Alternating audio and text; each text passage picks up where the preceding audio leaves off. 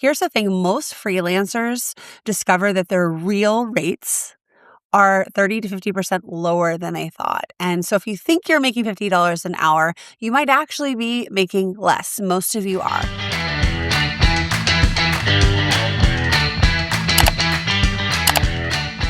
Hey, it's Emily Reagan here. Welcome back to the show. I'm so glad you're here.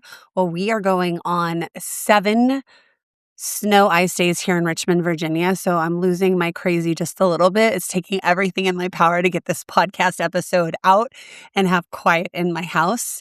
And I just want to thank you for being here. I have planned out this episode a while ago, and I'm super excited because so many of us scoff at the thought of hourly rates, but hourly rates are so important.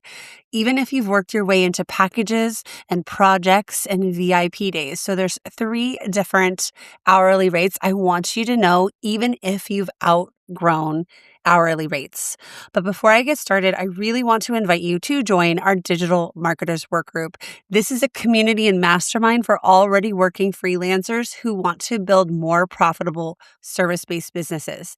Not by working more hours, but by positioning smarter, pricing better, and working with clients who actually value what you do. And so if this is you, get your application into the work group. We accept a couple new unicorns every month, and I'd love to be welcoming you in this Q1. This episode is going to be a reality check for a lot of you, and it is getting us to face our numbers.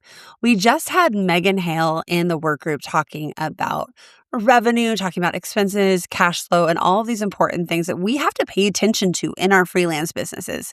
Yes, we have to do the marketing. We have to provide the services. We got to work with the clients, but we also have to run our own businesses, and we need to keep profit top of mind. Right. And this is also important for being able to sell and articulate our value, to really lean into value-based pricing and differentiate ourselves from overseas VAs or admin VAs or anyone who's doing more commodity hourly pricing.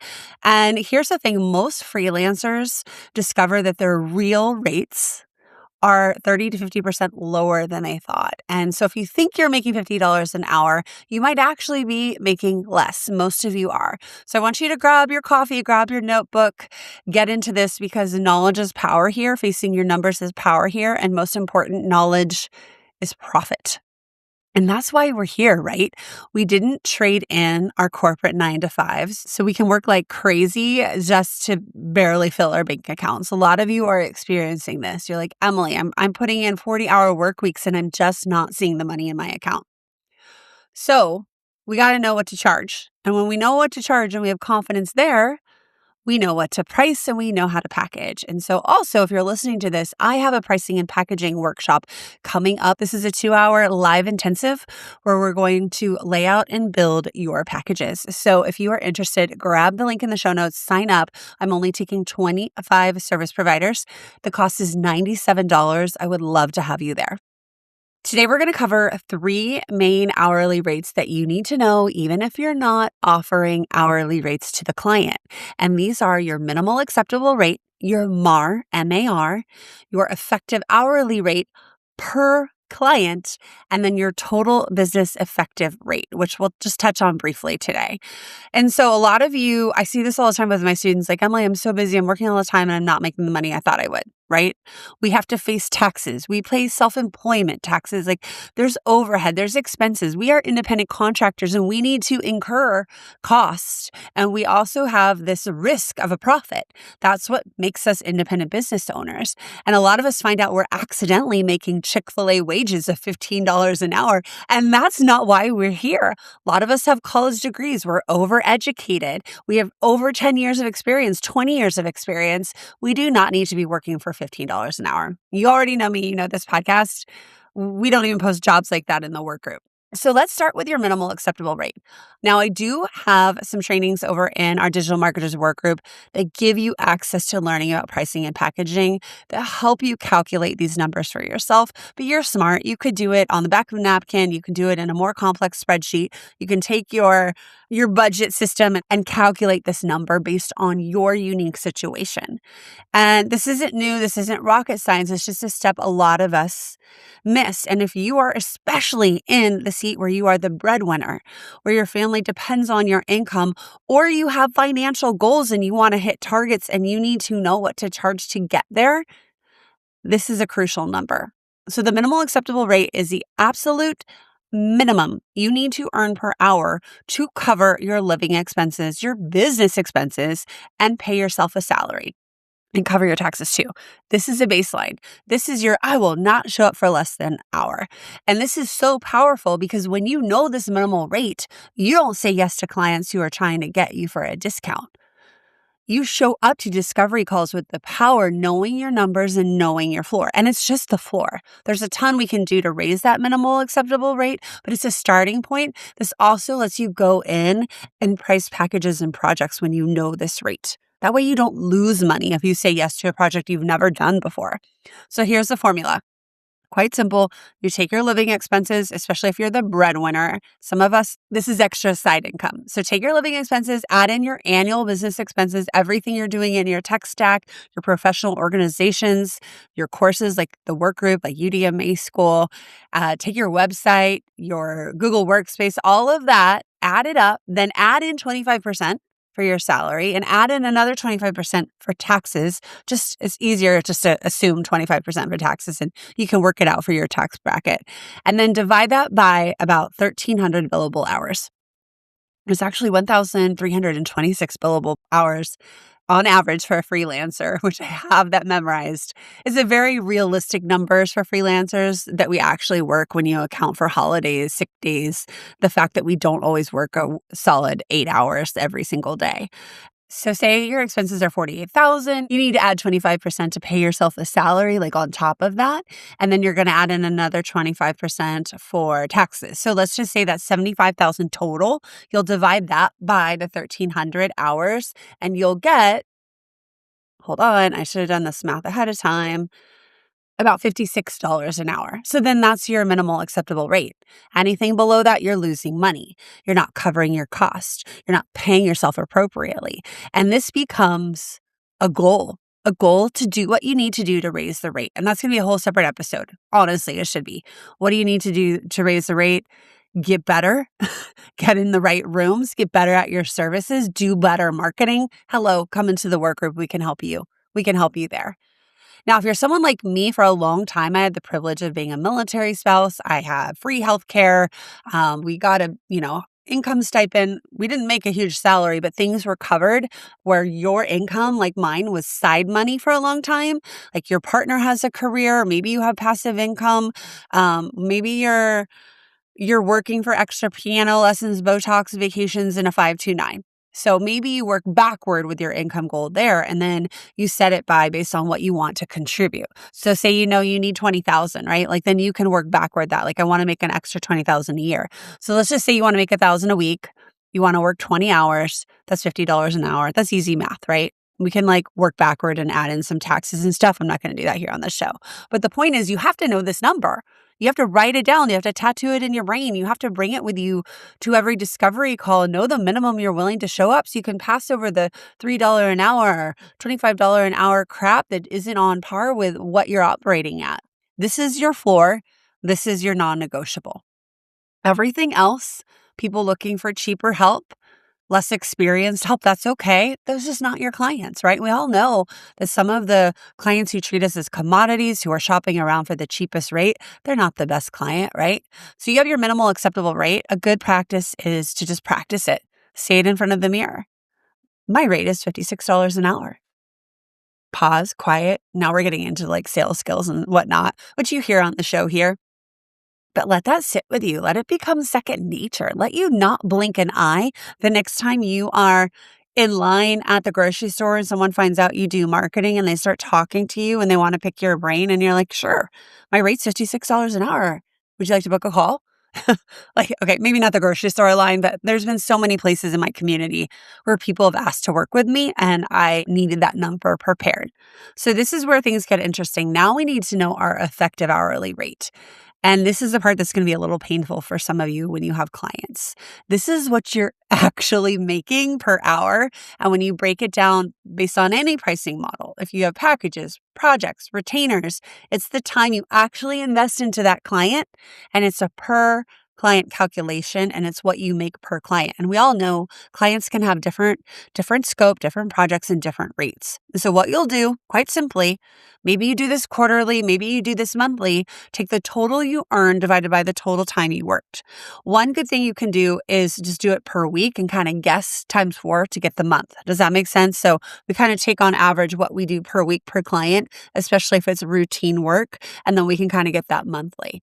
And that's it. Here's the catch. You have to track your hours though. Not just the billable ones. That's the part that sucks. It's the non-billable hours. It's when you're having this direct communication to the client. Although some of the communication is billable, some of it is not, especially for projects, the revisions, the extra admin time, the invoicing, the filing, the organizing, the password resets, the onboarding, the offboarding. Not all of that is hourly, especially if you're in projects and packages. Fixing your own mistakes. You eat that cost, any tech issues and glitches. Everything that goes into serving that client, that specific client, you are going to write down all the hours. And so we're going to have the billable hours, right? Especially if we're hourly. We're also going to have the client work that's not billable. Now, this is not general marketing. This is not your networking. This is not spending money at joining the work group. This is not investing in a new skill. This is only client specific and only if they requested it. Okay, so you're doing marketing for yourself doesn't count. You're doing billable marketing work for your client, it counts.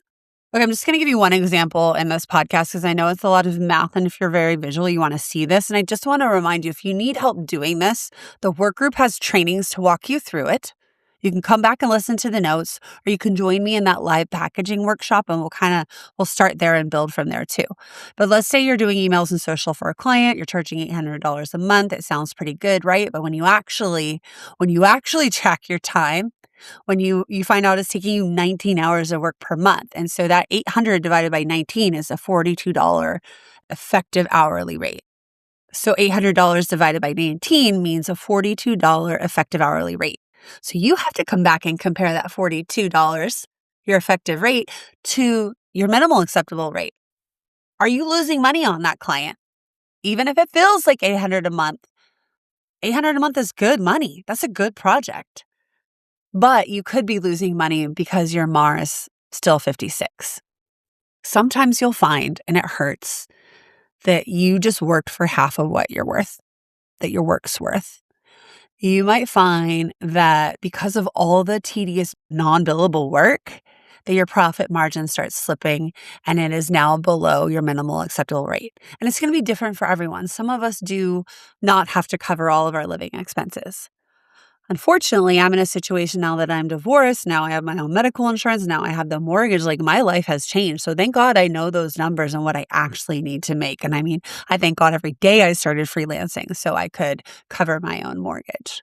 But are you seeing the problem here? This is why so many freelancers feel like they are hustling all of the time and not making money. They thought, especially compared to their corporate 9 to 5, because they're not tracking real numbers. And here's what I found. There are a ton of these hidden time killers. And this is why I think AI is so great, because if you can build custom GPTs, if you can build some agents, if you can start subcontracting to people to help you go faster, you can produce more. And I know AI gets a bad name, but it is about efficiency here, and it's about like not wasting time. And we can't always turn our brains on and switch our contexts all of the time. I will say, surprise, surprise, I've just updated our AI unit in Udemy School, and I am going to be offering these trainings inside the workgroup too. So if you're looking for a starting point with AI to learn how to do it for yourself and your clients, we got you. We got you. That's also inside the workgroup. But I just want to talk about these hidden time killers because no amount of like Speedy Gonzalez on the keyboard is going to fix this. Scope creep. You know it, the client going, just one more revision. Can you look at this thing? Can you do this while you're there? Can you just sign on real quick? The just word is always triggering for me. And every time you say yes without charging for it, you're eating into your profit margin. You are eating into your kids' college savings, their 529s. Number 2, long meetings that didn't need to be meetings, but also long meetings that don't end when they're supposed to. When the client doesn't stay on the agenda, you block 30 minutes, it takes an hour, blah, blah, blah, unbillable time. Most of us though, are billing for our time, what I think you want to watch out is making sure that the client knows you are billing them for that. But with projects, it's not quite like that. It's a little different, right? We need to keep our meetings on point. And I say this with kindness because we've had people in the work group go into the never ending client call where it was hard. And so it's up to you to put on your big girl pants and really lead these meetings, keep the client and you on the agenda, right? Keep it on point. The non-billable communication is another one. It's the quick questions. It's the time on Voxer, the time in the DMs, things that could be like a 3-paragraph email that all the clarifications that are needed, Slack messages and all of that. It's nice to kind of rope that in together as a meeting. This is also why I love this Whisperflow tech tool because I can just press function on my computer. I have it uploaded and I can speak into my prompts. But more importantly, I can shoot out quick emails to my team, to leads, to clients, and to friends without all the typing. And I can shave down time there in the non-billable communication. So go check out Whisperflow. We have an affiliate link. It's only $12, but you can sign up for a free thing. Go check it out. It's like the best tool ever. It's changing my life. Another hidden killer is your own inefficiency here. And I don't mean that from a place of judgment. We're human. We're learning new software. We're doing research. We're second guessing, right? We're analysis paralysing ourselves. We care about our work. So we're being extra careful. We don't want to make mistakes. We have to fix our mistakes. And we do have to eat that cost too. And it's part of it. And that's part of the billing with the project work, right? We got to think about some of that. And then, of course, distractions, TikTok, I don't know, kids, snow days. I don't know. Like today I missed out on work because I had a crazy opportunity to go see the Tibetan monks walk through Richmond, Virginia. So of course I'm going to do that. Admin time, invoicing, filing. That's why AI agents can really help.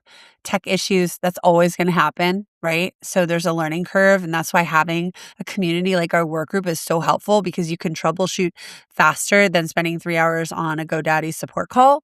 I've had to get on live calls. I've had work group members meet up with me to walk me through a tech glitch or something crazy that went wonky. So as a rule of thumb, you are going to spend 30% of your time on non-billable work.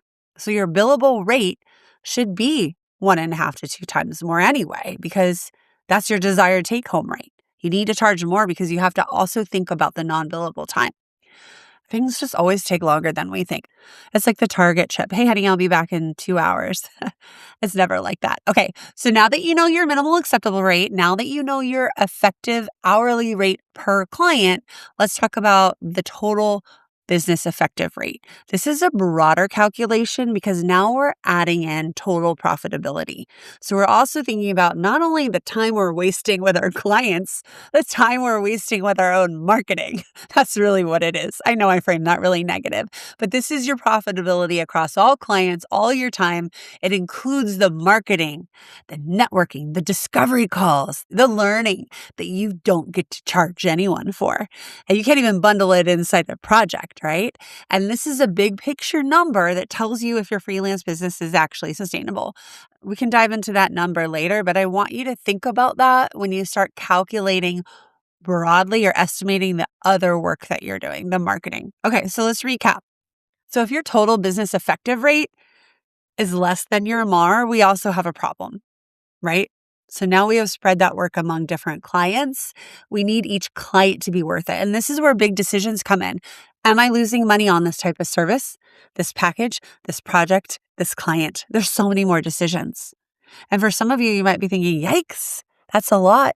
But we need to face these numbers, especially if you want to move from hourly to packages and projects. If you want to be doing VIP days, you need to know these numbers to be able to accurately estimate and quote projects.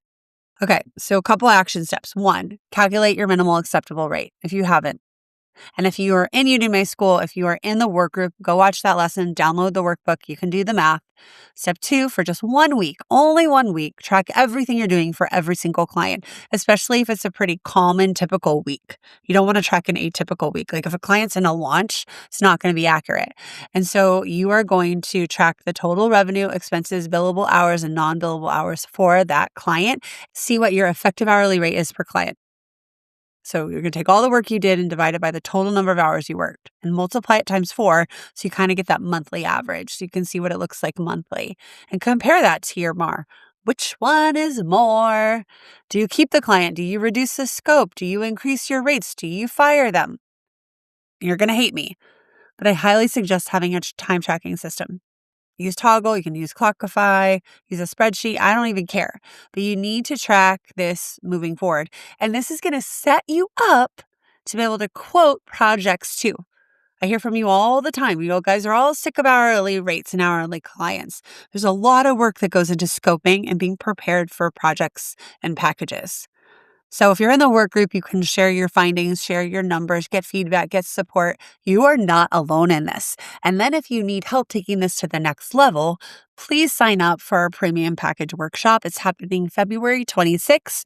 We're going to help you move from hourly rates into professional packages that sell your expertise, not your time. So this is about moving from cost-based pricing to value-based pricing. This is about creating expert level packages and pricing that positions you as the obvious choice. I want your package to sell itself, right?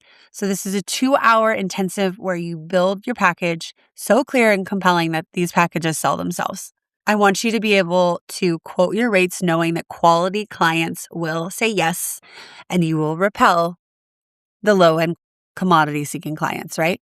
Your packages should reflect the professional you are, okay? And when you present clear and tiered options, when you have defined deliverables, when you have outcomes, clients see you as an expert, and it's so much easier to sell. The link for the premium package workshop is in the show notes. So there's a couple other things I mentioned. If you are at the beginning of your journey and you still need to learn marketing services, there's no shade. I can help you know where to start, pick out your 3 services, learn what you need to know about online marketing, and help you set up your business and craft these packages all inside the Unicorn Digital Marketing Assistant School. We have a self-paced version called the Self Starter that you can get in for $87 a month and start building a business that pays you for a lifetime. If you found this episode helpful at all, please share it, tag me at Emily Reagan PR. I would love to hear from you in the DMs. Tell me, what is your minimal acceptable rate? Just go announce it. Just send me a random number. Screw with my notifications. I know I want to get into so much more when it comes to pricing and packaging. I'm going to save a lot of that for the workshop, but this should bring up a lot for you. If you need help working on your business, if you love being supported with people who are doing the same thing, if you love client referrals and job leads, you need to join our digital marketers work group. We will help you increase your revenue per client. Instead of just adding more clients, you'll start progressing with better packaging, with specialist positioning, with more business infrastructure, and knowing what to charge, what your work is actually worth. There's so much power in knowing what other people are charging, what they're doing, what's working. We also love to learn out on marketing. All right, I'll see you in the next episode. Until then, keep being the unicorn that you are.